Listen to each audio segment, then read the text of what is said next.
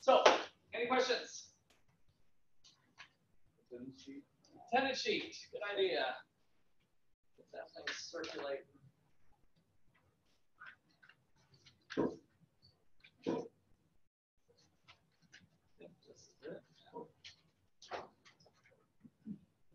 Okay, so here's our notion of the free market economy with our agents of households and businesses, and they're exchanging money. So is this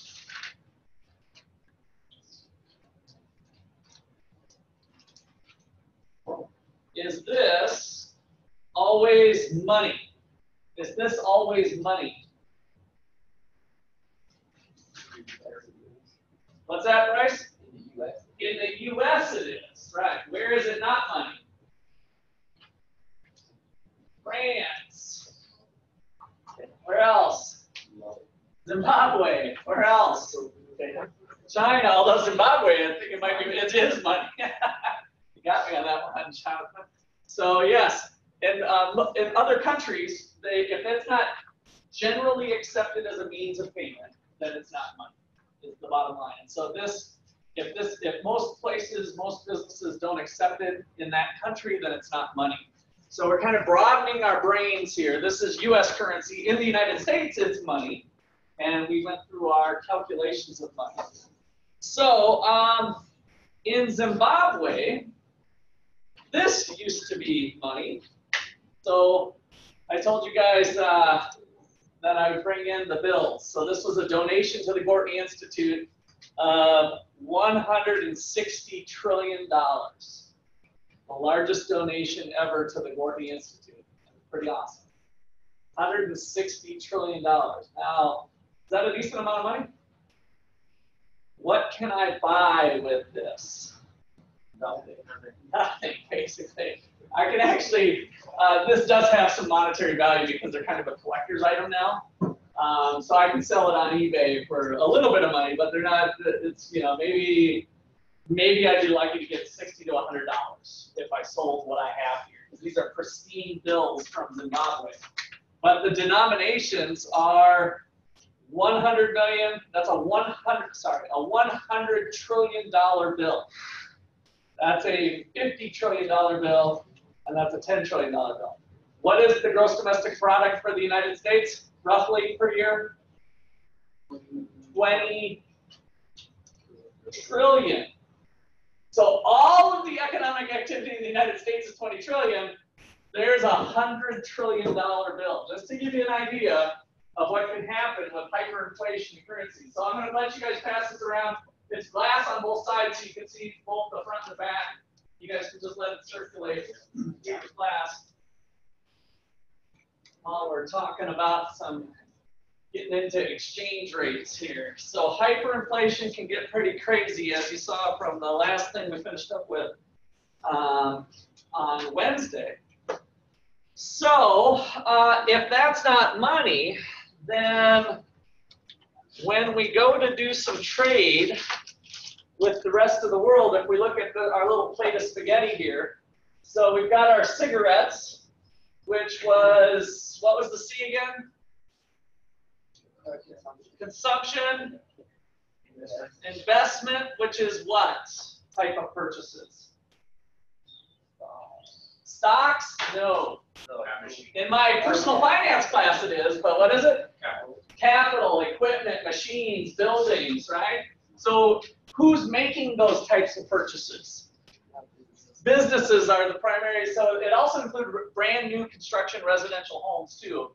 But for the most part, I have the arrow here of American businesses buying machines and equipment is the investment. The consumption is beer and chicken wings coming from the households. Governments buying weapons of mass destruction, maybe. And what was the X? Net exports. So it's net exports. So what is the formula? Exports minus imports. So the difference between the two. And in the United States, what is that number? Positive or negative? negative. So in the United States, we import more from China than we export to them. So when we go to buy their stuff, they don't want American dollars. And so this picture kind of helps us think about a whole nother marketplace that exists called the foreign exchange market. So we are trading chopsticks. I told you that we are an exporter of chopsticks. So chopsticks for plastic toys, right? We buy their plastic toys, they buy our chopsticks. So we've got a physical exchange of goods going across the sea. So that's the dollar value of our imports and exports. But what really goes on is Americans are buying plastic toys, and so they're going to go purchase it, but they're bringing dollars. And in order for the Chinese to be willing to sell it, we need to convert those into yuan. And so there's a separate market there for currency called the foreign exchange market, where money's going to be traded at some sort of rate that we'll get into how that rate gets determined. And then, of course, the same way coming back, when they're buying our chopsticks, they need to wash or exchange their yuan for dollars. And so American companies ultimately are getting dollars after they've been exchanged. All right, questions or comments on that? So that's the new exciting news here. The foreign exchange market is chapter 26, and it kind of has a connection here to what we did before in terms of talking about money. So I'm going to jump right into that market and what that looks like. So the foreign exchange market. Foreign exchange market.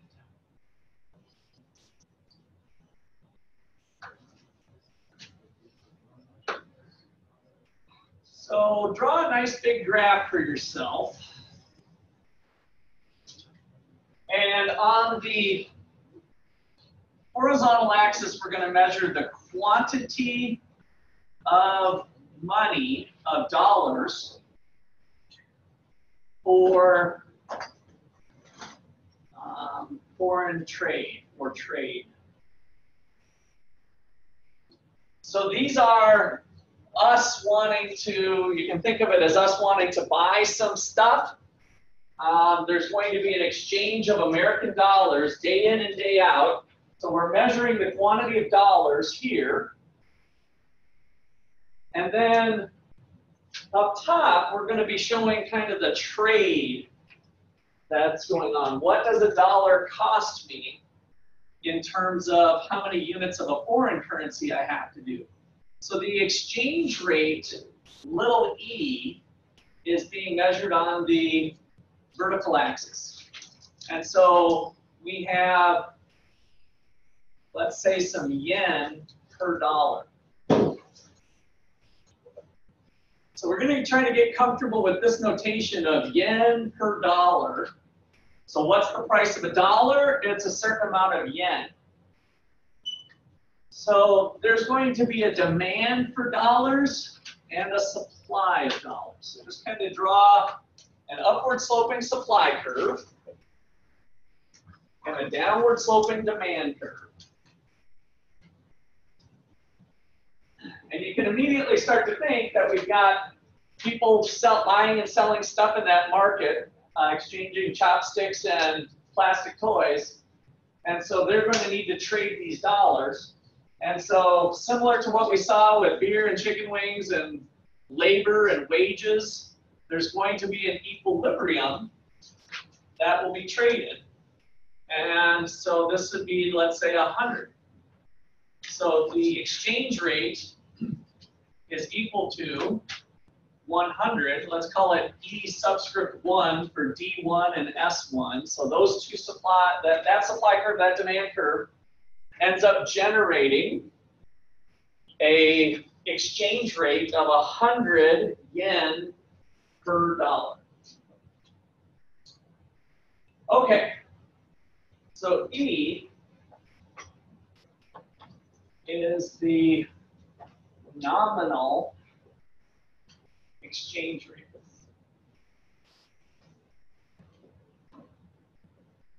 the nominal exchange rate. What does the word nominal mean? We've got nominal interest, we have the nominal wages, we have nominal GDP. So now we got the nominal exchange rate. Did you say it does not take into account? It does not take into account, right? So anytime you see the word nominal, it's kind of the current exchange rate. Like if you dialed up Wall Street right now and looked at what the exchange rate was, which we'll do in a little bit, we could do that. In fact, that sounds kind of fun. Let's go ahead and do a little yen per dollar. There it is. Whoops, sorry. There it not is.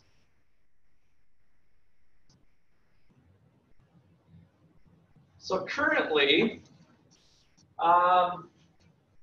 the yen is at 109.82. So 109.82 yen for every $1. And then here's the activity over time. So this is daily interest rate, so or not, the daily exchange rate. So it did come up a little over 110 back in January. So this is within a month. Here's what's happened over a year. Here it is over 5 years. And then I don't know what the max is going to do. All the way back to whatever this is, 1996. So you can see that the exchange rates kind of bounce around. And so part of what we're going to do in this chapter is what are the underlying forces that cause the exchange rate to change over time. Okay, any questions on the graph before I kill it here? All right. So that's the stated exchange rate, nominal exchange rate. So then what I want to do, and I'll explain why later, is I want to call this point A, and then I want you to kind of put a point B directly above that point and draw another demand curve, let's call it D2, and another supply curve S2. And call that point B. And point B we'll have at 120. Call it E2. So now we have 2 points. We had the graph shifting around.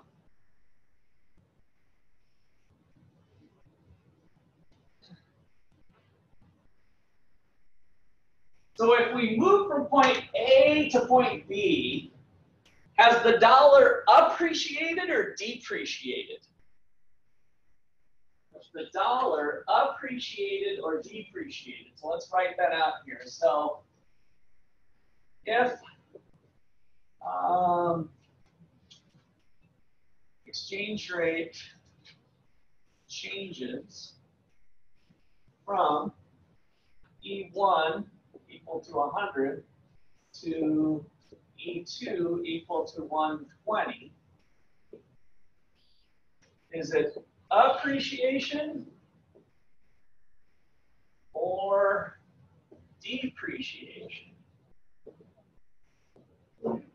of the dollar? Appreciation. Appreciation? What do you think? This is usually kind of a mind bender, so I kind of want to get you guys thinking about it. So it's 120, so it used to be 100 yen per dollar. Now it's 120 yen per dollar. So is the dollar stronger or weaker?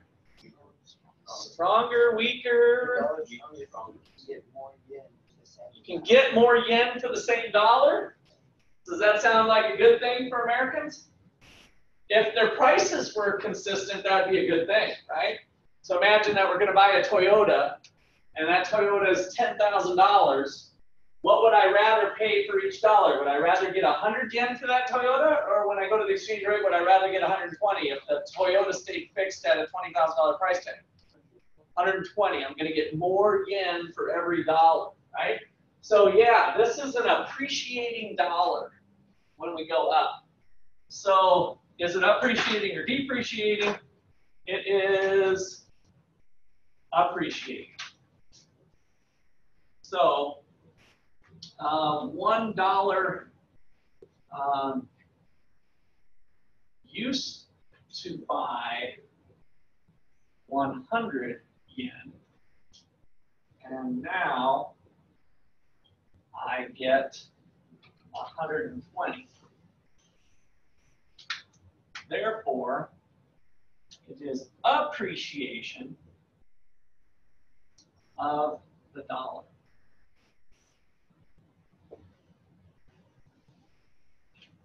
What happened to the yen? It depreciated. So that's one thing that's a little funny with this is that the appreciation of one has to be the depreciation of the other. So now the Japanese are like, oh, that's too bad. The yen weakened against the dollar, and so now it's more expensive for me to buy American products, to buy the Ford car, because my yen doesn't get me as much as I used to. All right, so that also implies appreciation of the dollar implies depreciation of the yen.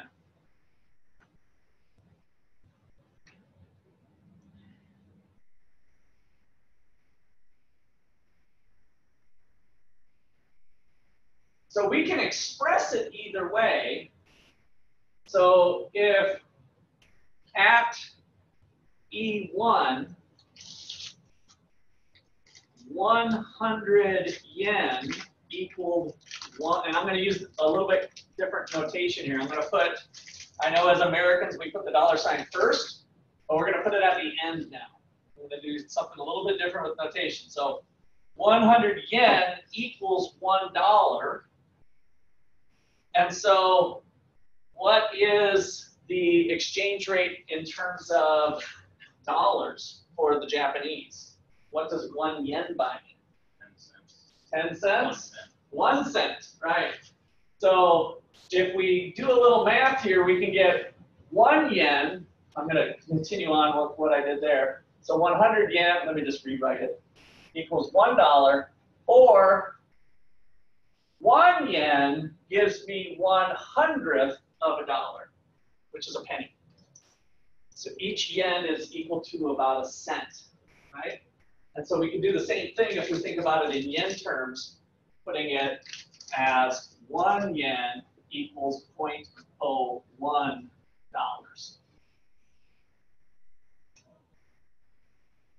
Okay, so for this class, I only wanted to highlight that so that you got the idea of appreciating one or the other.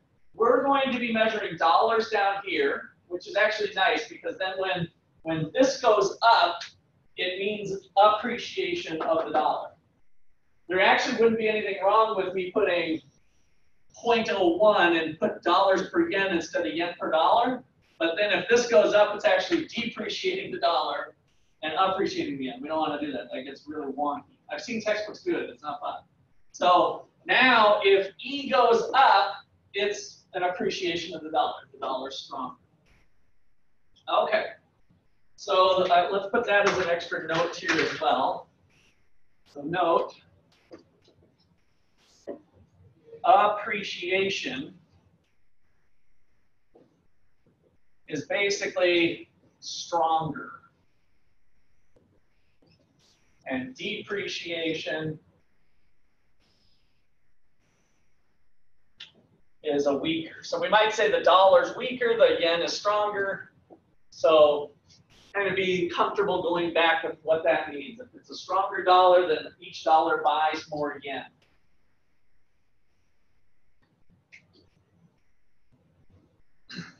Okay, questions on that at all?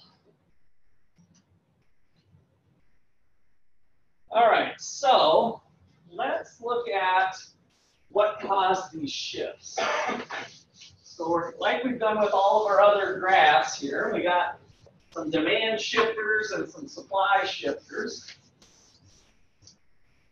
So let's start off with demand shifters.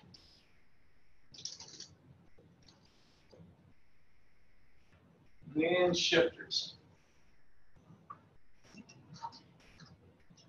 So number one is a change in the rest of the world's demand for U.S. exports.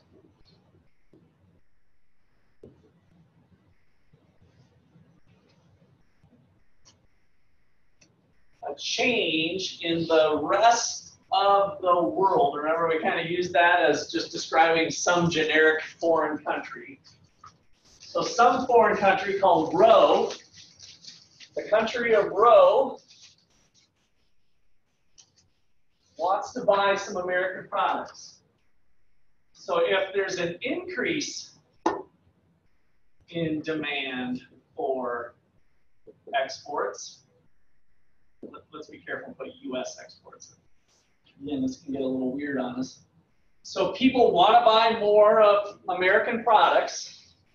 What's going to happen to the demand for dollars? Going to go to the right or to the left or up or down? Not technically wrong to think up and down, but sometimes it's better. It's always consistent to think left and right. That's why I like to use it that way.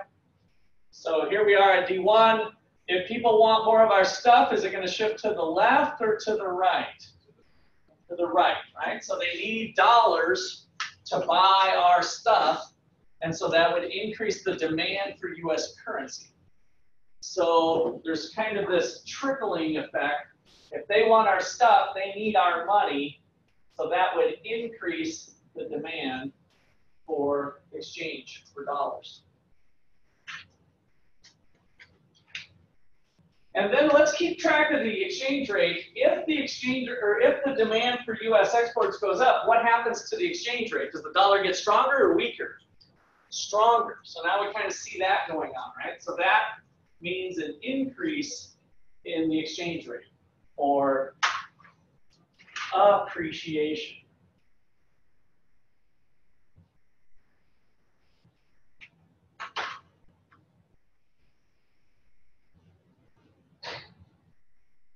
Okay, any questions on that one?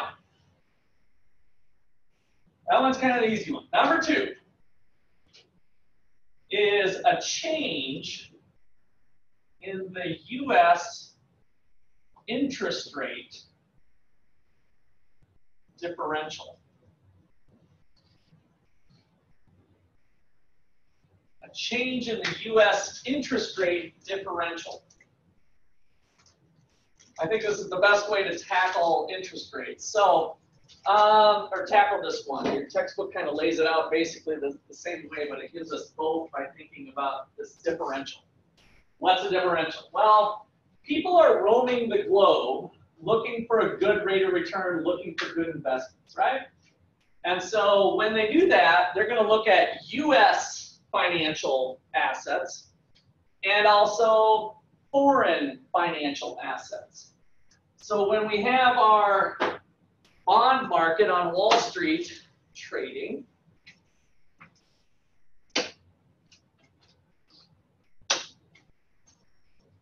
remember this thing's circulating over on Wall Street, and so it's going from person to person, trading, trading, trading. I'm the central bank, but go ahead and just start passing that thing around.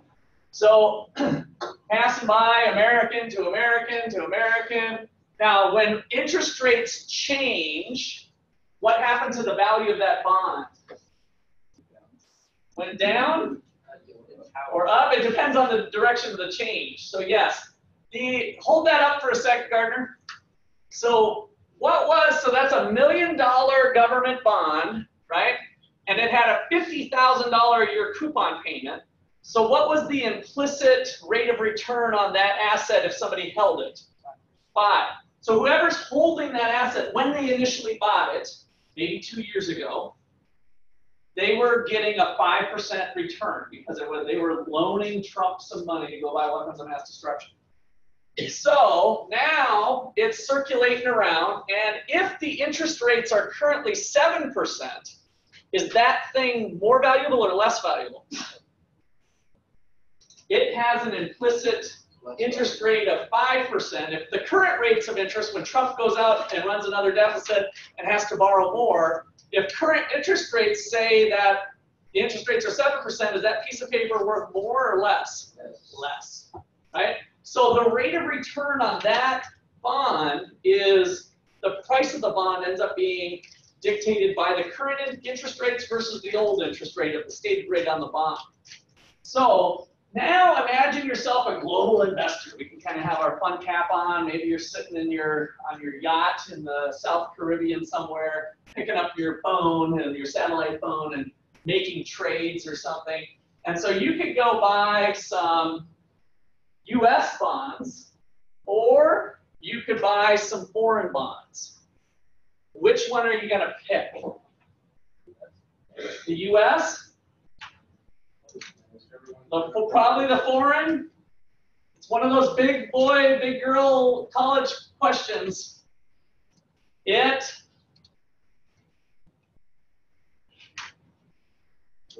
I buy the US bond or the German bond? Yes. The US, definitely buy US. The German bond. The German bond? Because it's funny how you guys are so solid on this, some of you, okay? Because, okay, so do we know that? I said, what bond? So I'm sitting on the South Caribbean on my yacht, you know, making trades, and I call up my broker, get a little bit of information. Which one do I buy? Do I buy the US bond, the one that Trump signed, or the one that Merkel, Prime Minister Merkel signed over in Germany? Which one would I be interested in? The American one, so probably the American one. Wrong answer. The German one, because they probably have something. Wrong answer. Big boy, big girl pants on. College question. Which one should I buy? It depends! Thank you. Extra credit. What's your name again? McKenna. What's your last name? Good, good. McKenna Cobb, yes. It depends. The famous college answer. It depends. What does it depend on? Exchange rates and interest rates, the rate of return, kind of combined all together, right? So, and then furthermore, maybe some of you were kind of, your gut feeling was saying, oh, I'd buy the American one because maybe you're more comfortable with that compared to learning a foreign country. Of course, if you're in the South Caribbean on your yacht, you're probably pretty savvy with, you know, what's going on around the world anyway. But what else would you have to kind of bear in mind if you bought the American bond, government bond versus the German government bond?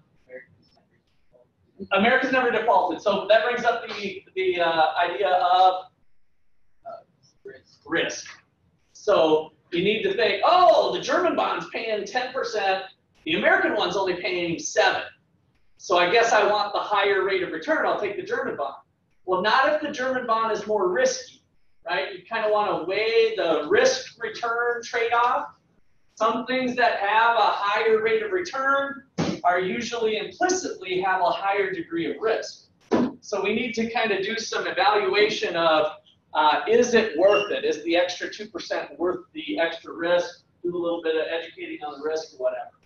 So what this interest rate differential thing is going to be is you're going to be roaming the globe looking for the highest rate of return, holding risk constant, or holding risk, or at least adjusting for risk. So we're going to look at the United States interest rates minus the foreign interest rates. So we used this notation when we were in the foreign exchange chapter. Remember, the star is the foreign country. So the star means the row country or the foreign country. The international rate of some other investment. Okay, so now, what would cause us to buy the American bond? If the interest rate differential goes up, does the American bond look more attractive or less attractive now?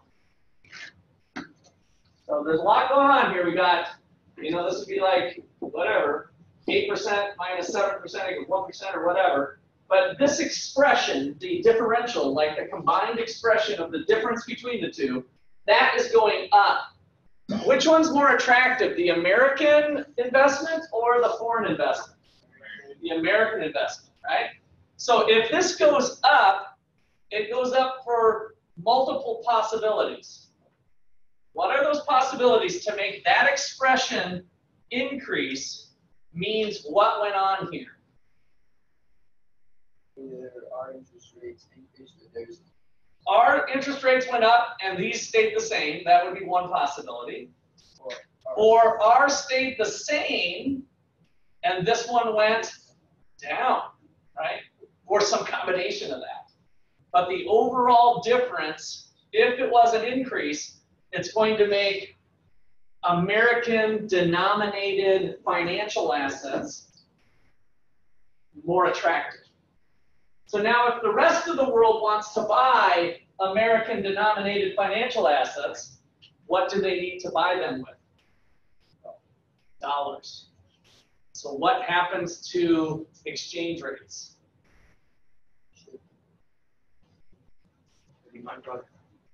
Demand will increase, right? Similar to them buying our products, American products. These were kind of real products, right? Maybe toys, furniture, chopsticks, whatever. Here, we're talking about financial assets. And so they're going to want to buy more of those, which is going to do the same thing we had here before. An increase in demand, which then is going to strengthen or weaken the dollar. Strengthen. So we're going to see dollar appreciation. All right, so an increase in the interest rate differential leads to an increase in the demand for the foreign exchange, which leads to an increase in the exchange rate, appreciation. So let's be a little more careful with highlighting this interest rate differential. So remember, this is American financial asset returns versus foreign financial asset returns. The rate of return on the assets, the interest rate.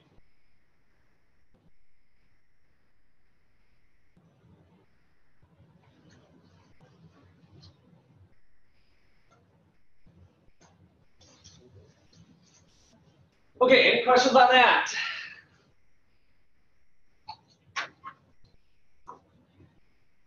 Everybody's ready to be a currency trader now? Number 3. How about an increase in the expected interest rate, or an exchange rate? So remember, this is kind of a weird thing, but I've been using that superscript little e as the expected future exchange rate. So the exchange rate is expected to go up in the future. What should I do today? Do I want to buy dollars or sell dollars? If you're thinking the exchange rate in the future is going to be higher, maybe it's 130 or 140, what should you do today? Buy some? Buy some dollars? Yeah, so it's kind of like buying and holding like the good old-fashioned way. If you want to do some real estate investing, buy a property cheap, sell it at a higher price. That's all we're doing here, right? If I'm able to buy yen at 100 yen per dollar, and then a year from now, it's 120, I just made a 20% rate of return, right? So that's what foreign currency traders can be doing, taking what we call a long position, buy low, sell high. You can also do the opposite of that. You can take what's called a short position, buy high, sell short. And we don't get into that in this class, but that's kind of options and futures type trading, which is kind of a fun thing to look at, but we don't do that. So if we expect the dollar to be stronger in the future, then it makes it a pretty good potential investment to buy low, sell high. And so that's going to increase the demand today, so let's just kind of emphasize that by putting today. This is the future. And now we're going to increase the demand today, which then causes the exchange rate to do what today? It goes up. So it's kind of a self-fulfilling prophecy in a sense. If people think it's going to go up and people start buying it, their actions are actually going to cause it to go up. So it's a little bit of a self-fulfilling thing. And hopefully you get in on the early side of that upward swing and not the later.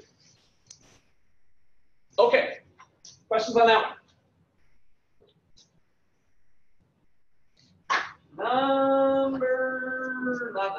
We're moving over to supply shifters. I'll shift markers here. Supply shifters. So number one is a change in the U.S. demand for imports.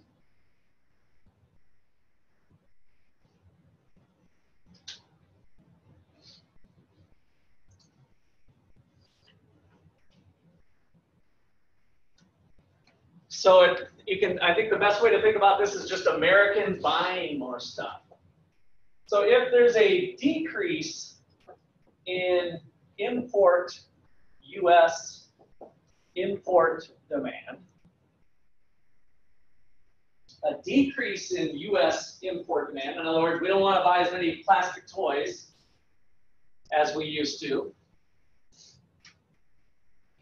what's going to happen with the supply of dollars? So over here, would that increase the supply of dollars or decrease the supply of dollars if Americans change their tastes, if you will, for Chinese products? We're going to not buy as much. What would happen to the supply of dollars? Decrease. Decrease. Why do you say that?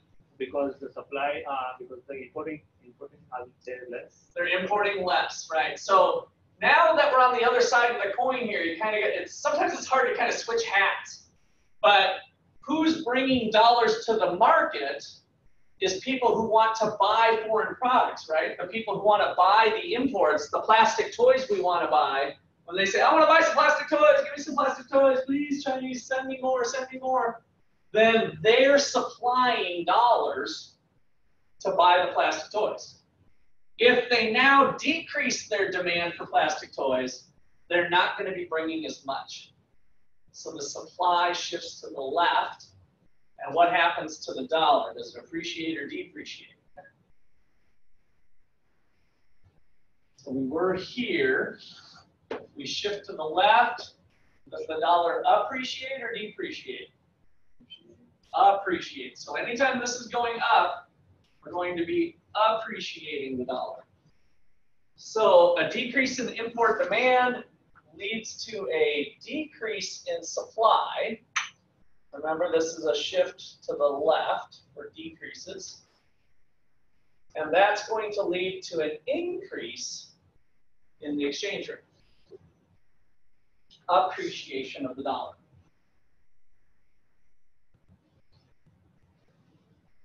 Which might sound a little strange when you think about, oh, we're cutting back and the dollar's getting stronger, but maybe that makes sense to you. It seems like you can be on both sides of the fence of whether that matches your intuition or not. Okay, number two. Shifter number two is the interest rate differential, which is kind of weird. So the interest rate, I'm not going to rewrite everything here. Let's just put the interest rate differential. Same thing we had here, same expression, nothing different.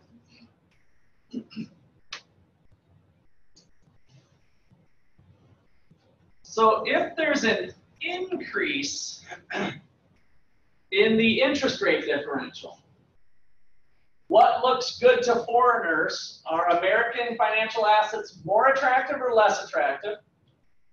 More.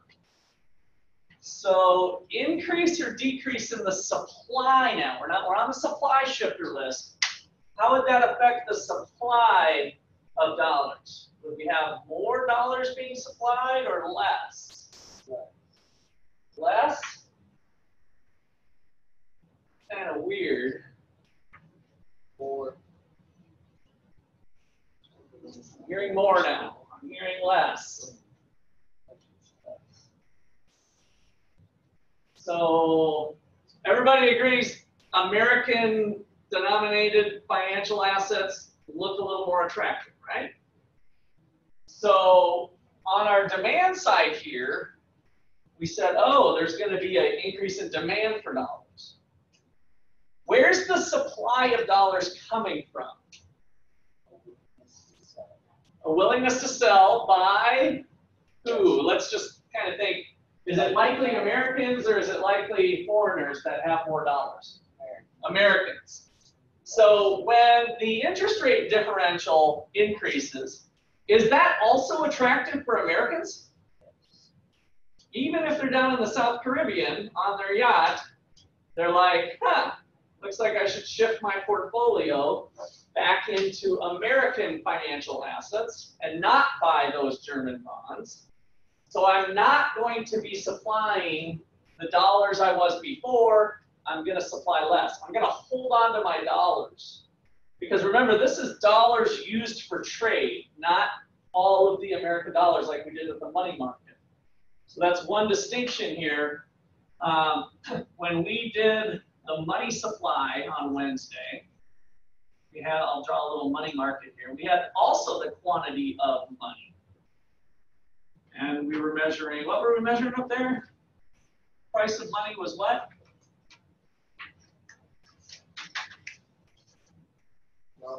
The nominal interest rate. So that was the interest rate. So that was the interest rate, quantity of money. Now we got quantity of money and the exchange rate. So kind of keep that in mind. But this is the full-blown money supply, right? So M1 was what? Checking and currency, yes, this stuff. M2 was M1 plus savings account deposits, Ava, time deposits, and money market mutual funds. So all kinds of fairly liquid accounts in the American banking system. So the money supply, that's the whole kit and caboodle. The foreign exchange market is a small subset of that. So some amount of that money is going to be used to facilitate trade, and so it's going to go into the financial, foreign exchange market to be traded, but that's a smaller subset of the overall money supply. Okay, so Americans are going to hold on, so we're going to have a decrease in the supply of money in foreign exchange, causing the American dollar to appreciate or depreciate. So decrease in supply, appreciate. Same thing here. Anytime that supply shifts to that direction, we're going to have an appreciation, like from A to B, from S1 to S2, and that's kind of why I put these up here now. Okay, questions on that one? Number 3. It's going to look awfully familiar also. An increase in the expected exchange rate. So we think the dollar is going to be higher. We think the dollar is on the road to appreciating. So now, though, I'm thinking about the supply curve. Is that going to cause more dollars to be supplied or less? If the dollar's expected to be stronger than what it was, it looks like the economy's really taken off. By the way, I don't know what happened with exchange rates. It might be kind of fun to look today, but the jobs report came out today because it's Friday, and the U.S. increased 225,000 jobs. So it's a really beyond economists' expectations on jobs. The unemployment rate actually creeped up a little to 3.6, but it's because we had more people entering the labor force. And remember, is unemployment always bad? No. So it's a healthy sign of the economy. If we're actually below, I think most economists would probably argue that we're actually below the natural rate of unemployment right now. There might be a little bit on the fence, but traditionally, we used to kind of say it's between 5 and 6. Then it started to be hedging down. Well, maybe it's 3.5 or 4.5 to 5.5. So some economists might go as low as 4, but not too many of them. So we're probably below the natural rate of unemployment. So having the unemployment rate click up at this point isn't worrisome, because it's just showing a dynamic labor market. Like, people are like, okay, I'm going to leave this job. I hate my boss. And so that's kind of a healthy sign of the economy. Like, unemployment rates are low. I can find a new job paying $10,000 or more, so I'm going to go find another job, right? So we kind of have that churning of the labor market. What kind of unemployment was that called? What type? Frictional. So frictional unemployment. And maybe we have a little structural unemployment coming in too, with changes in technology. That's always seems to be changing. Okay, so that was a positive. So exchange rates are expected to be higher in the future. What happens to the supply of dollars? Increase or decrease? I'm only hearing one voice. Decrease. I heard two voices. Decrease. So, so you can kind of think back to this. If I'm an American and dollars are expected to be more valuable in the future, do you want to hold on to your dollars or get rid of them? Hold them. And maybe even accumulate more, right? So there's not going to be as many dollars coming to the foreign exchange market. It's going to go up, causing the exchange rate to appreciate. So an increase in the expected exchange rate causes a decrease in the supply and an increase in the current exchange rate.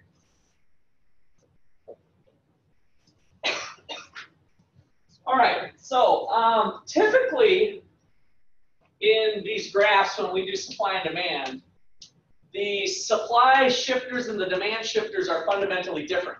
So if we have Budweiser supplying beer, and we got people who want to buy beer, and we're looking at consumer behaviors and what influences their purchases and what influences what Budweiser is going to put on the shelves in terms of supply, they're like different lists.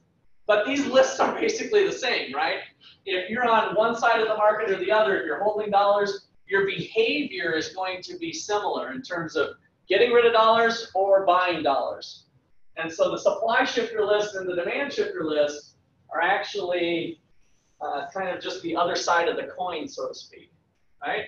Everybody see that? So these two are going to tend to move together. So when these exchange rates happen, I brought my second golf club today, so I can show you some fun stuff, the magic of golf clubs. So when exchange rates change, they're probably going to do this.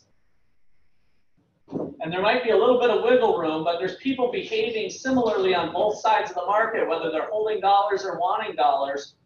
And so the fluctuations in the market are going to be less here, and you're going to see greater volatility, which is what we see in the foreign exchange market. So I always have a few students all the time that are interested in trading foreign exchange. And when I was in high school and college, I mean, it's just kind of a cool thing, kind of a sexy thing to do. Like, I'm an international currency trader. And it's the worst thing you can get involved with. Even the greatest, minds of Wall Street get burned on the foreign exchange market. You don't belong in the foreign exchange market if you want to make money. If you want to gamble, it's fun, yeah. But you better have a gambling mentality and not be addicted to gambling. I'm talking about like, oh, I like to go to the casino because it's just fun, and if I win money, great. If I lose money, great. That's what you need to do if you want to get into the foreign exchange market. That's the mentality. You're not going to be able to predict or outthink all the other people around the globe. You're competing internationally here. So it's not just like you're competing with Americans on Wall Street. You got people in Hong Kong and India and Germany and all over the world. The brightest minds around the globe are involved in this.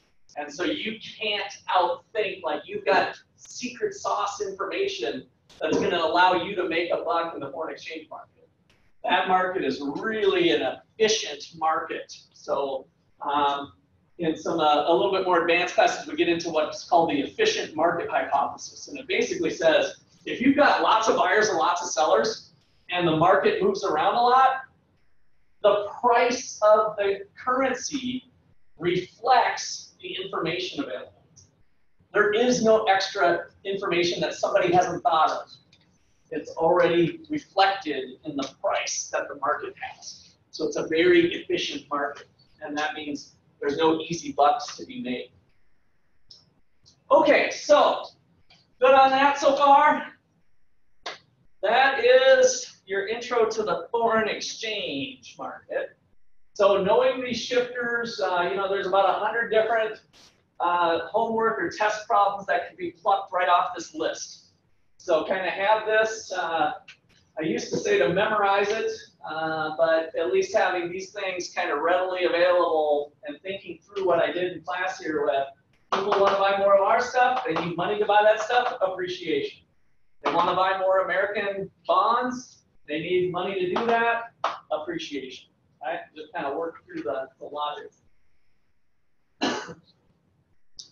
Okay, so that was, I guess, a good introduction to the nominal exchange market, like the current marketplace.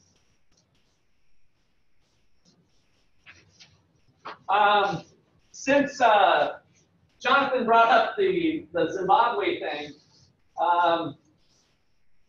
places that have bad inflation can use other countries' currency to stabilize their environment in their country. And so what happened was, since you couldn't even buy a can of Coke for $100 trillion Zimbabwe dollars, eventually that system kind of collapses to a barter economy, right? And they have to trade. And so that would be one way to get exchanges done, basically not using money and just do straight trades. But another way that can be done is the government chooses to allow a foreign currency to be their currency. And so that's called dollarization. So all of a sudden, the Zimbabwe government, which, is it true that we can't trust the Zimbabwe government for years? Is that a fair statement? So if you've got a non-trustworthy government, like there's been in Venezuela now and lots of other places, where they say, here's what happened in Zimbabwe and other places, they're like, oh man, this is really messy now. Let's just make a new currency. And so they're like, let's start over, right? This is so awful. Come on, this is crazy to be paying $100 trillion for a can of Coke. So let's start from scratch. And so then they start from scratch. But do they have any credibility whatsoever with their people, with how they mismanaged the money already? No. And so what they can do, once they come to terms with how awful the mess that they've created, is to say, okay, we're going to adopt a different currency. And so by doing that, they all of a sudden instantly, if 20 American dollars is equal to 20 Zimbabwe dollars, and that's the law of the land, the two currencies have a fixed exchange rate of 1-to-1, let's say. Now all of a sudden, people on the street can be, I want to pay $20 for this, here's a 20, here's a Zimbabwe 20. Everybody kind of knows that that exchange rate is the same. Of course, they might, until the trust factor goes a little bit more, they're going to want to have that. But if it's a 1-to-1 fixed exchange rate, it doesn't matter in terms of people. So this kind of acts as their gold standard. So remember in the money chapter, the American dollar prior to the Great Depression was based on gold. A certain amount of gold was held by the Federal Reserve. And that's what kept the central bank from doing the and printing off money. So it was anchored to a physical quantity of gold, and we abandoned that. We no longer have the gold standard. So basically, that's what countries can do with dollarization, is they're basically saying a 1-to-1 trade-off with American dollars, and now they've fixed themselves. They can't just print print themselves out of there. So Ecuador also is dollarized, so some Central American countries have done that before as well. All right, so the real exchange rate, if we use the word real, what's happened? Inflation's been adjusted in a sense, or in some way, shape, or form. So that's what we're going to talk about now, is the real exchange.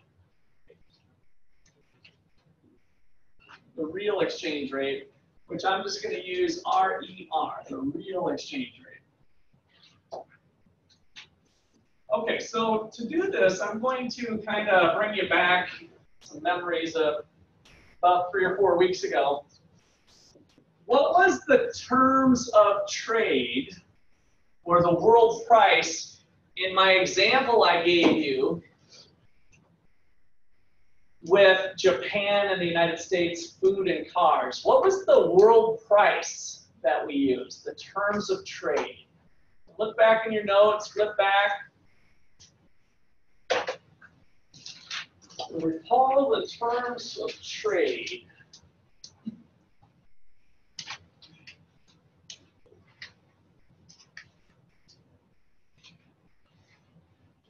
What was it? We kind of just said, all right, we had opportunity cost of cars and food, and we just said, suppose that the terms of trade between the 2 countries is what? 3. Good. So 3 cars. So the terms of trade were 3 cars for every food, right? That was a real exchange rate. That's an example of a real exchange rate. So how much of a physical good are we really trading for another? 3 cars for every food. All right, so that was the real exchange rate, in a sense, RER, the real exchange rate. Okay, so now that we're into the international exchange chapter, if the exchange rate currently is 100 yen per dollar. So watch your notation, write this down with the yen per dollar, E equals 100 yen per dollar, and the price of food is equal to 90,000, it's like a container of food, dollars per food. So remember, the Americans had the comparative advantage in food. So now I'm just bringing in some prices. Suppose that the price of food is expressed in dollars, and it's $90,000 for each shipping container of food or whatever, okay? And the price of cars in Japan, so let's go P star subscript C, is equal to 3 million yen for every car. So the price of cars expressed in Japanese yen is 3 million yen for 1 car, right? So yen, Y over C, yen per car. Okay, so when you guys get to this section in the textbook, which will probably not be till next week, the real exchange rate formula is the nominal exchange rate times the price of food over the price of cars in the foreign country. So write this formula down. The real exchange rate is the nominal exchange rate times the price of food in the US divided by the price of cars in the foreign country.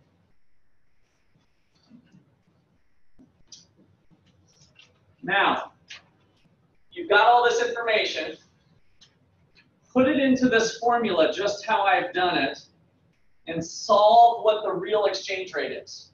I'll walk around the room to give you a little nudge, but using this information up here, calculate what the real exchange rate is using these numbers of the 100 yen per dollar, blah, blah, blah, prices. I'll come around the room if you got a question. I'll give you a nudge. Yes, you can pull out your phone as a calculator if you like. Put it on airplane mode.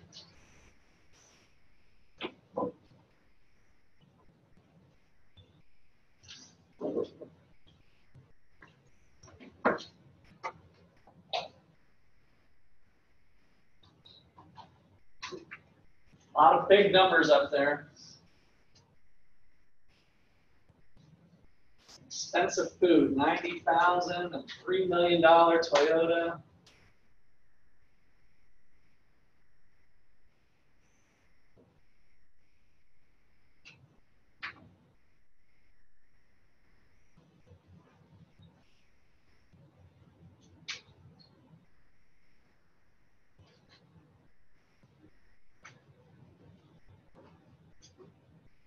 Everybody getting something? What'd you get for an answer? Once you get the calculator burning. What's that? 3 cars for a food. It just kind of collapses down on itself. That's some really big numbers turning into little numbers. Now, some of you might not have done it the way I'm going to show you right now, but you're going to want to for helping to solve this stuff. So, for the exchange rate, put 100 yen per dollar times the price of food, which is $90,000 per food, all over the 3 million yen per car. So if you write it in all its glory, when you do the multiplication here, we get the 9 million, right? But it's 9 million what? The dollars cancel, yen per food. So you kind of converted it right there on its own. So 9 million yen per food over 3 million yen per car, which equals 9 divided by 3 is 3, but 3 what? Well, when you have a fraction in the downstairs, the denominator, so a fraction divided by a fraction, or anytime there's a fraction in the denominator, how do you solve the equation? Multiply by the reciprocal. So flip over the downstairs and multiply it by the upstairs. So if you do that, it's basically y over f times c over y. The y's cancel. And now we've got 3 cars for every food. Almost like magic. So that's why we call it the real exchange rate, because it's going to convert for us what the actual kind of good for good exchange rate is within the country. All right, questions on that one so far?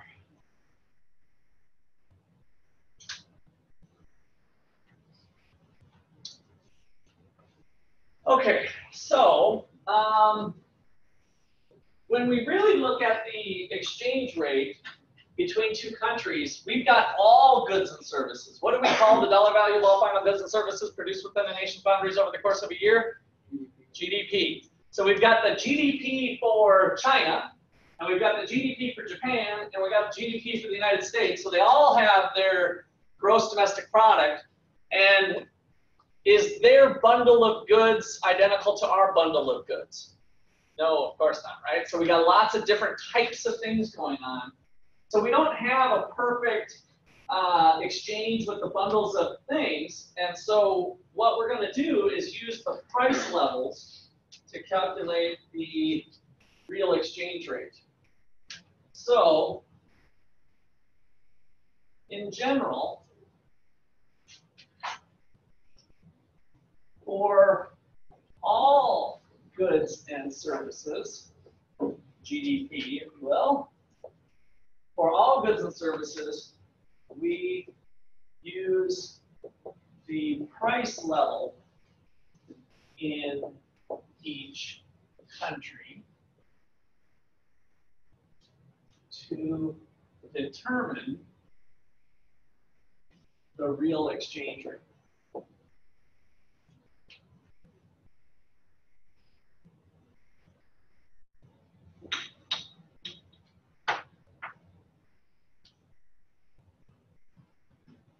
So I'm going to take that same formula we just did with cars and food, that hopefully got your juices flowing. Oh, green.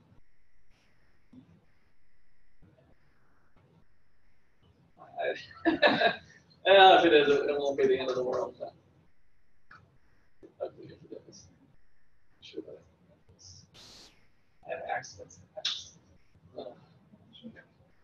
Should have looked a little more careful. If the little plastic thing stays in there, then it gets ugly. Okay, so we're going to do the same thing we did here, except just put in the price level for each one. So the real exchange rate is equal to the exchange rate times the price level in the United States over the price level in the foreign country.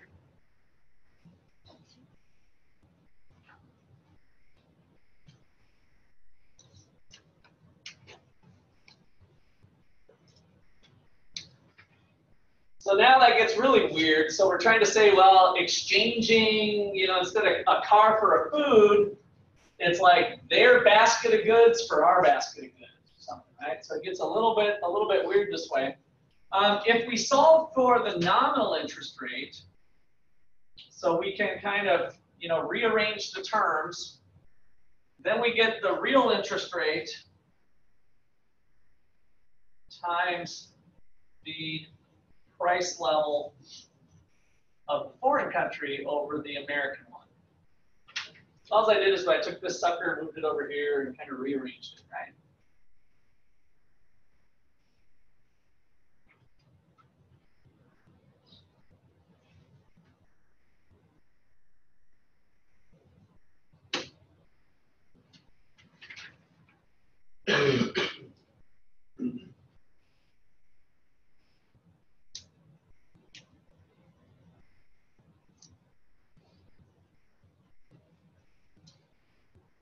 All right, so we'll come back to that topic in a little bit. The next thing I want to introduce you to is one of the most powerful. You have a question? Okay. One of the most powerful ideas in economics in terms of global exchange, and that's called purchasing power parity. Purchasing power parity. So we're going to look at why do exchange rates change, right? So purchasing power parity.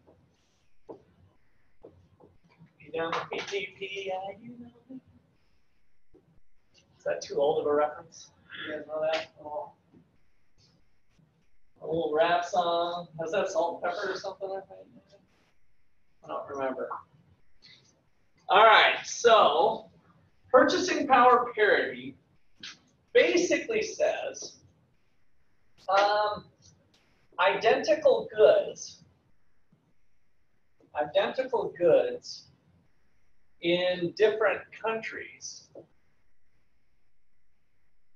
Identical goods in different countries will cost the same after adjusting for the exchange rate.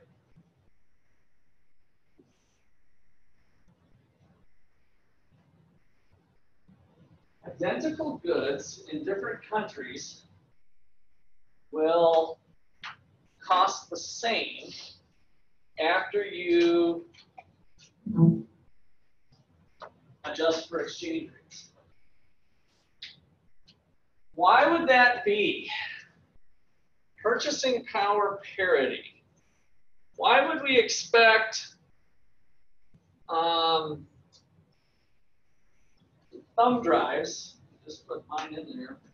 Could even be this marker, but why would we expect thumb drives to be about the same price in China as they are in the United States, or the same in Canada as the United States, or the same in Mexico as in the United States? Why would we expect their price to be basically the same across borders? What would happen if they weren't? It's kind of one way to think about it. What would happen if they weren't the same? If we had thumb drives. Maybe you guys have seen this a little bit on. You thought you were going to get a deal buying it from a foreign country, but after you did all the math and the shipping and stuff, it basically was the same price. That's kind of what we're trying to uncover here, the purchasing power parity. If they were different, what would that open up the opportunity for? Got it? Trade. Trade, yeah. And some trade to be happening with people going to the cheaper source, right? So as Americans find out that in Zimbabwe they can buy a thumb drive for, let's just say 50 cents, after converting it back to, well, that's kind of a bad example since they're dollarized, but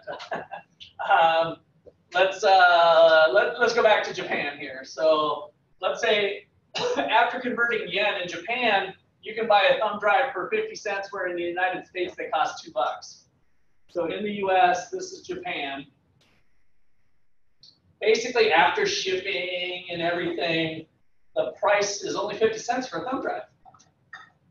What would happen in each market? In the American market versus the Japanese market? Because they each have kind of their own supply and demand thing going on in each country. Think of it that way. In Japan, in the market, we got 50 cents, we got $2. Where would Americans want to buy? In Japan. So they start going to Japan. Oh, the word spreads on Twitter and everywhere that you got to buy Japanese thumb drives. What happens to the demand for Japanese thumb drives? It goes up. What happens to the price? It goes up. Now, what happened to the demand in the United States for thumb drives? It went down because they're like, oh, let's go over there. Now, this price is going down, this price is going up. They're going to equalize through trade. That's what purchasing power parity says, is if we have basically identical goods in countries, then the prices are going to adjust such that it doesn't matter what country you buy it in. And that's where, of course, tariffs and stuff can distort that to some degree. So I got kind of a cool video where we do a little more board work. Let's see if I can get it here.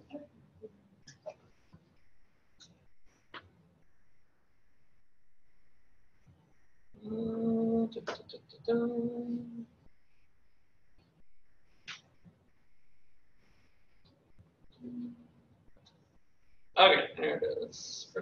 Yeah, this is awesome. It actually deals with India too, so that's kind of fun.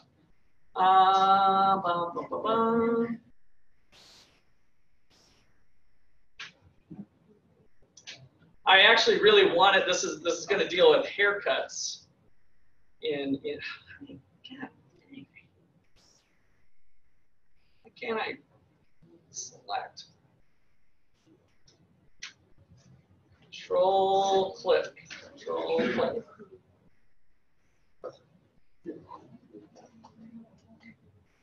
There we go. We'll see. All right, almost got it here. So I've been to India 3 times. And my last time to Mumbai, I kind of needed a haircut. Actually, I needed a haircut yesterday, but my stylist had to cancel on me. So I'm going to look a little shaggy on Monday. I'm going Tuesday for my haircut. But I really wanted to get a haircut in India because I thought that would be kind of cool. So what I was walking around and people are just cutting hair right on the street, right? There's just a dude with a chair. And where are you from again? Are you? I'm from Belgaum. I said North, South India. Okay, South India. So I was in Mumbai, but this is true other places. Just right on the side of the road, you know, a little chair, a little table, and sometimes a little hut or whatever. Pair of scissors, and away you go. I thought that would be really cool. Just 5 miles away from my city. What's that? It's just 5 miles away from my city. Ah, okay. So here we go. This down. So I was really jealous of this economist here. Kind of did what I wanted to do. And I still will do it. I'll probably be going back there eventually.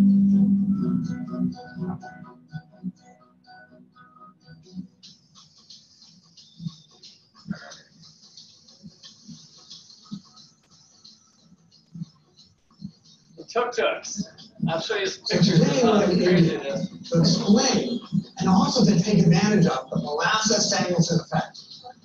We'll also be understanding a little bit more about purchasing power parity corrections and why they're important.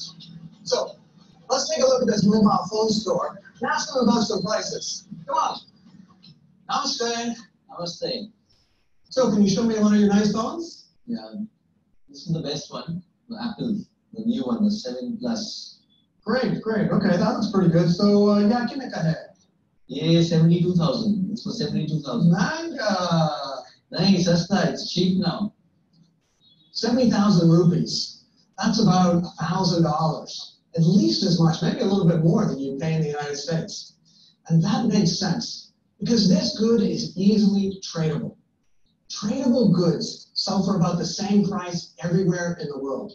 Because if it were a lot cheaper here, people would buy it here and sell it in the United States. Arbitrage means that goods which are easily tradable, they sell for about the same price everywhere.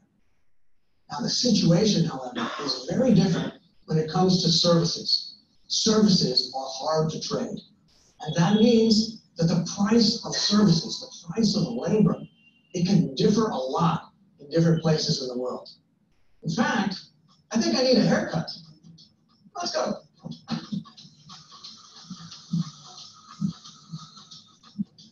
Namaste. Hello, how are you, sir? Good. Haircut today. Please come sit down. Great.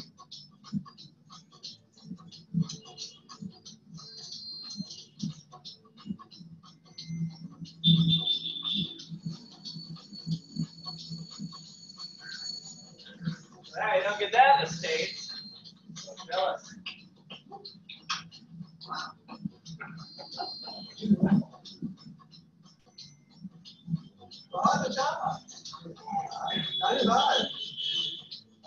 Well, that was a good haircut and an excellent head massage. And it cost me just 50 rupees. That's less than $1 in the United States. Raju is just as good a barber as any in the United States, but he earns a lot less. Raju might like to come to the United States and sell his labor for $10 an hour, instead of the $10 a day or less that he earns here in India. But labor is immobile. A host of laws prevent him from moving. As a result, the price of labor can be very different across the world. And that means the price of services that are immobile. Not just haircuts, but also house cleaning, taxi services, massage services. They're a lot cheaper in poorer countries. The fact that services are cheaper in poorer countries is often called the Molasses-Sandelson Effect, after Bella Balassa and Paul Samuelson pointed out this fact and developed models to explain it at a deep level. The fact that services are cheaper in poorer countries also means that on average, prices are lower. The price level is lower. That means that each dollar has greater purchasing power in a poorer country. And so if we want to compare GDP, or if we want to compare living standards across countries, we've got to take into account the differences in purchasing power. And that leads us to our next video on purchasing power parity corrections. Dhanyavad. You're on your way to mastering economics. Make sure this video sticks by Yeah, taking mastering. All right. So I got one other thing to show you. See if I can get the. Oh, this would be better in the dark. So this is purely just for fun. This has nothing to do with economics for the most part. This is a video on my phone of me crossing the street in Mumbai, going over from my hotel to where we were for the university.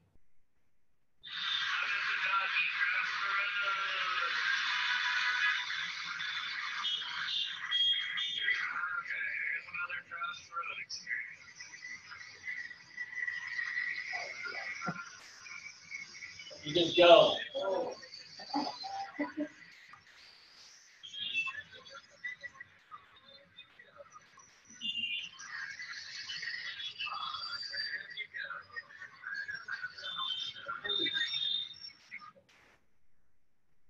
So yeah, that's quite an experience. I got one more. This is at nighttime.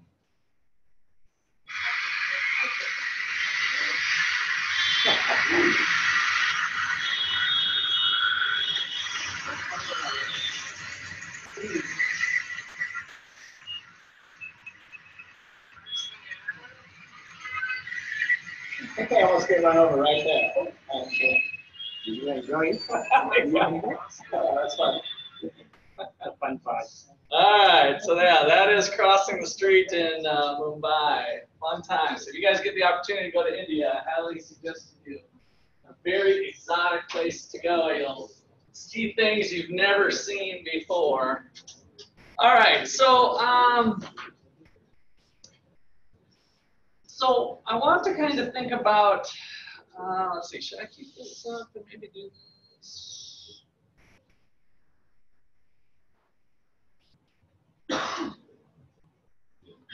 Oh, that's right. They have this partially blocked off. Okay. Now let me walk you through this first. So with purchasing power parity, I like to think about McDonald's as a Big Mac.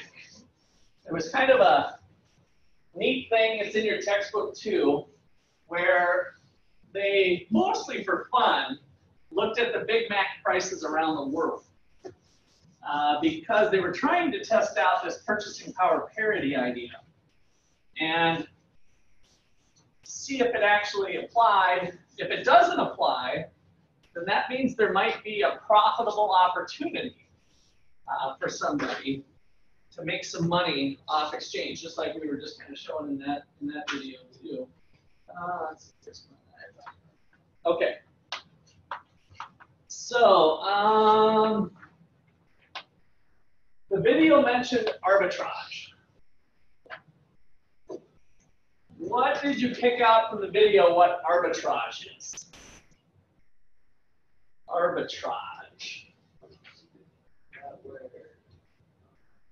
Services are movable. Okay, so he came back around that the haircut was cheap because it wasn't as mobile. What was the thing that there was an arbitrage? What item in the video is when he brought up the arbitrage of what did they find? What did we start off with? Evan? The phone, yeah.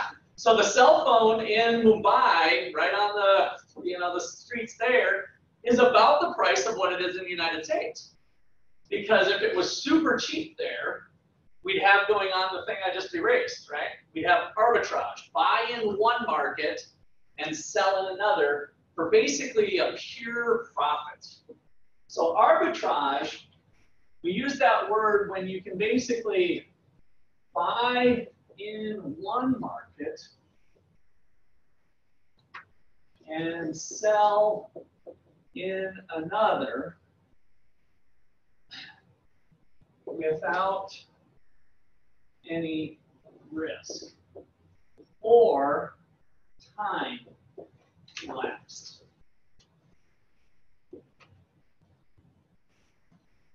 So it's basically what some economists call a pure profit. Because normally profit rewards you taking on risk, profit rewards you serving the public with something new, right? The entrepreneur is earning a profit. The things that we enjoy with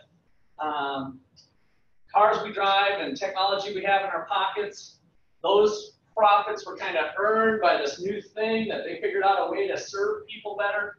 But here, this is really just having some knowledge and this pure profit of buying in one market and selling another. Now, people do this, but there's not a lot of profit to be gained in it because if everybody's doing it, there's none really left over. That's kind of the part I was saying in the foreign exchange market. But in general, that's what arbitrage is. So the Big Mac index. The Big Mac index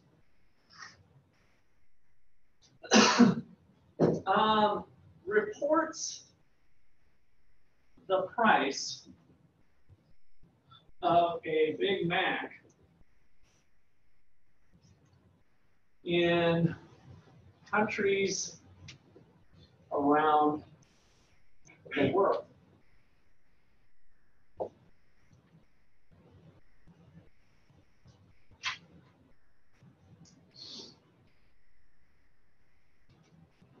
It attempts kind of with fun. If nobody thinks this is too serious for reasons we'll get into it later, but it attempts to test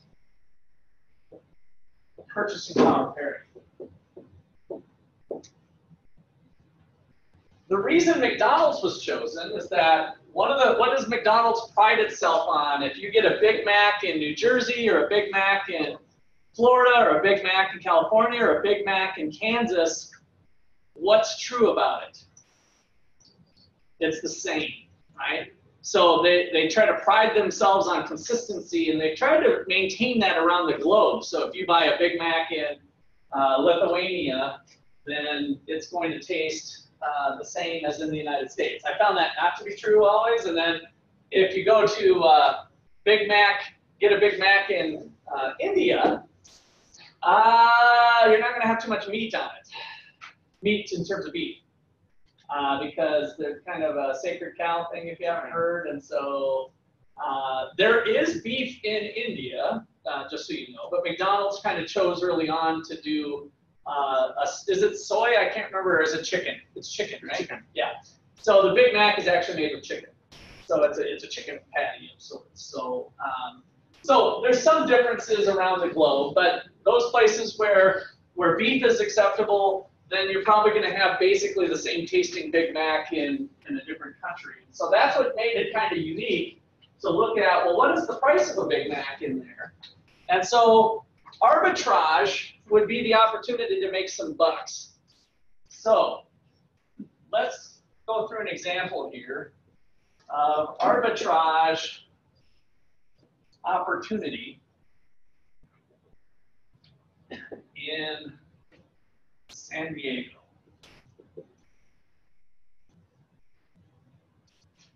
So what is the border town down in San Diego? If you head south across the border, where are you at in Mexico? TJ. TJ, what's TJ stand for? Tijuana, right? So Tijuana is right basically down there across the border. And so let's say that in Mexico, let's see, I gotta be careful here. You get, yeah, so the price of a Big Mac in the United States is equal to $5.06. So the price of a Big Mac is $5.06 per Big Mac. So kind of do this notation again. Instead of putting the dollar sign over here, let's do what we were doing before. Dollars per Big Mac, 506. And the price of a Big Mac in Mexico is 49 pesos per Big Mac.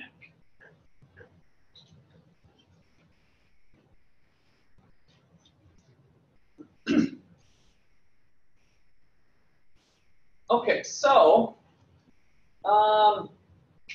let's look up what the current exchange rate is for pesos. Anybody got to Mexico recently? Yeah? Do you remember what it was? Like 18. 18. Yeah, that sounds about right. I'm gonna Google it so we get exactly, but it's been fluctuating around 18, floating up to 20. So Mexican peso to US dollar, that should work. Okay. So 1 Mexican peso equals $0.5. Right? So 1 peso. So exchange rate.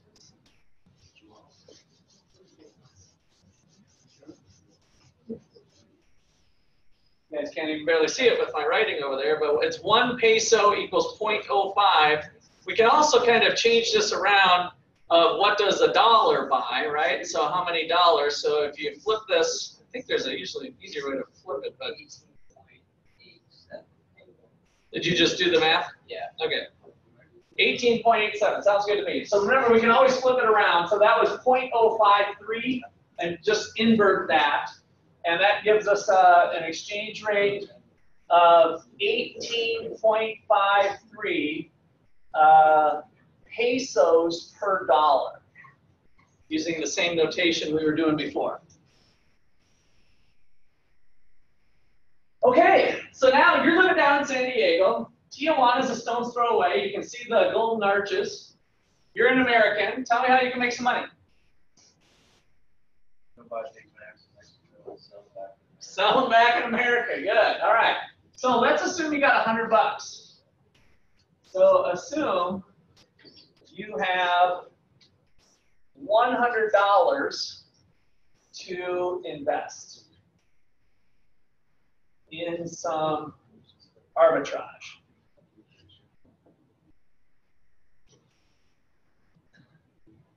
So what's the first step? You're going to be heading across the border to buy, give me your name again? Ben. So Ben says, go down to Tijuana, buy some Big Macs and come back. So you got $100. What's the first thing you need to do? Get some pesos. How many pesos can I get? Yeah, so we shift this thing over a couple spots, right? So my $100 times 18.53 pesos for every dollar. The dollars cancel. That converts my money to 1,853 pesos. Now I'm holding 1,853 pesos. What do I do next, Ben? Go to the border and buy some Big Macs. How many Big Macs am I going to be able to buy? What's my math here? So I need to buy Big Macs in Mexico with my pesos. I've got 1,853 pesos. And so what would I need to do to figure out how many Big Macs I can actually buy? Divided by the price. So Big Macs cost me 49 pesos for every Big Mac. So somebody help me out here. I don't have this worked up because I just pulled those numbers up. 1853 divided by 49. 37.81. So I'm going to buy 37.81 what? I got a fraction in the denominator. How do I solve that? Flip it over, multiply it times the numerator. So I get P times BM over P. The P's cancel, and I'm left with 37.81 Big Macs. What do I do next, Ben, on my arbitrage opportunity? Drive back to San Diego, right? And now I'm going to sell my Big Macs. So step number, if I was numbering this here, let's go, I guess 1, 2, 3, 4. Sell 37.81 Big Macs in the USA for, how much can I sell them for? 506. $5.06 for a Big Mac.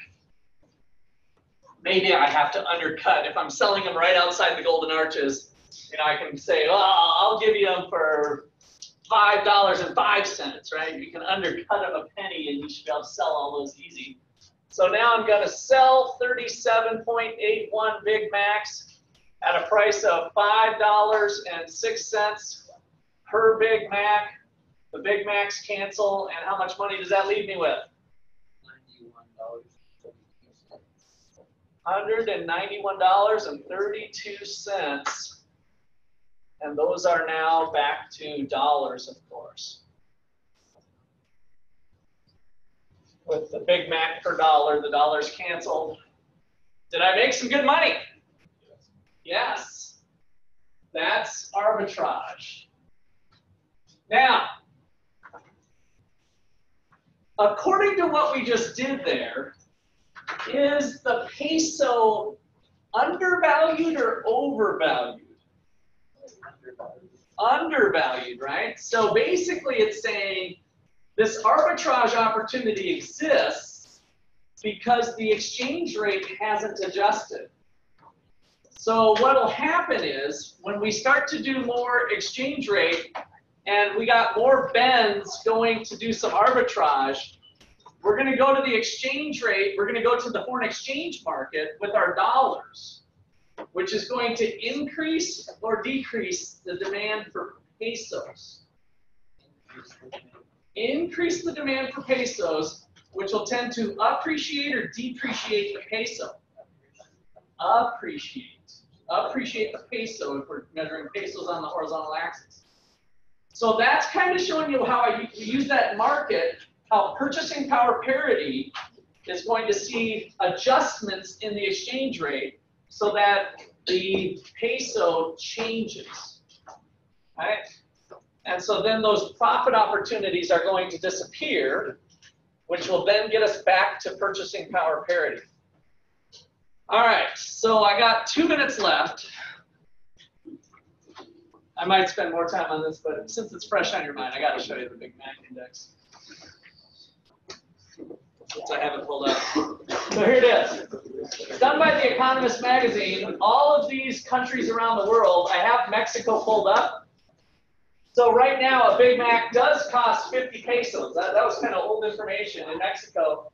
And the current price in the United States is $5.67.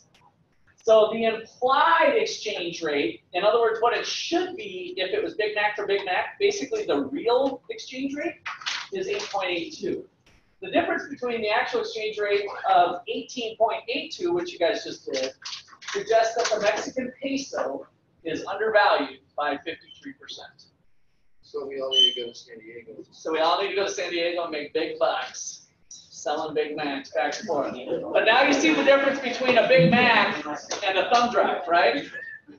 Because these are durable. If we told the same story with thumb drives, the thumb drive would have the similar price. There wouldn't be the arbitrage opportunity, right? Because we all know Big Macs are going to spoil. You're not going to be able to sell them for $5, you know, all this stuff. We'll kind of recap that next time. All right, see ya. Hit your stuff hard. We'll have a little, we'll talk about the test and review next week on Monday.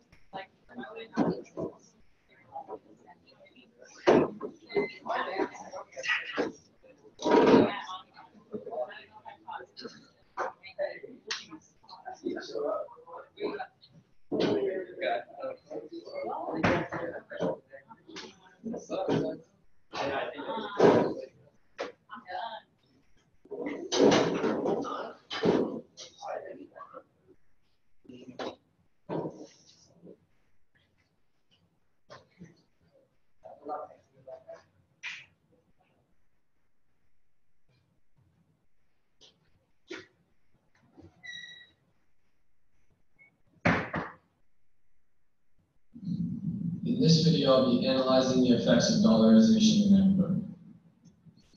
So what is dollarization and why is it used? Dollarization is the adoption has appreciated. An unstable regulatory environment and government spending came a large increase in.